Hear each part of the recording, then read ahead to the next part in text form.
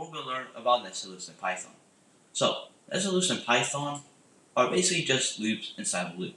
It can be a for loop inside of a for loop, a while loop inside of a while loop, and so on and so forth. Now, nested loops like these have a very specific use case. And one of those use cases can be to create coordinates. Now, coordinates take this form. And if you remember graphs, then you know what I mean. Now, this is the x value, and this is the y value. And this is an example of a coordinate. So we have 0, 0, we have 1, 1, we have 1, 2, and so on and so forth. Now, we can create these coordinates in Python using a for loop so you don't have to do it manually, because that will take a long time. Now, let's do it. So I'm going to first create my first for loop. So this is going to be my x1. For x in range, I said I'm going to make it 3. So loop through this 3 times.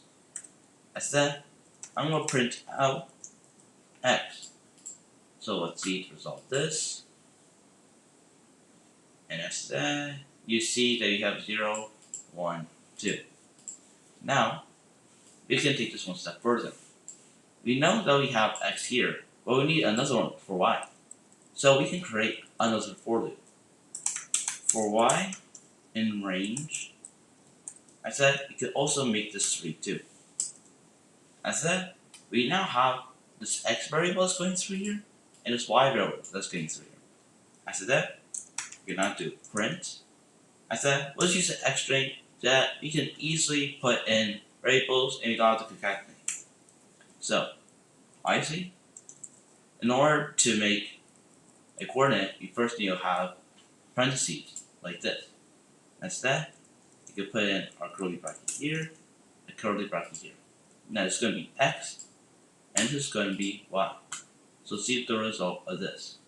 So I'm going to go run this right now, and we should see coordinates come up here.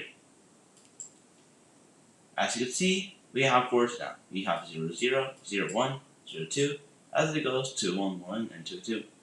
Now, the reason it's made like this is because of the way it iterates through these loops. Now, in the previous lesson, we talked about iteration. Iteration is basically just one loop inside a loop.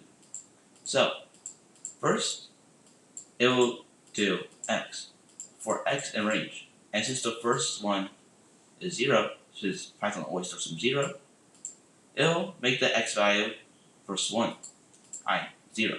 Then after that, it's going to go to this for loop. After that, it's going to go to 0, but then after that, it goes inside of it again, because it'll repeat this 3 times before coming out and exiting.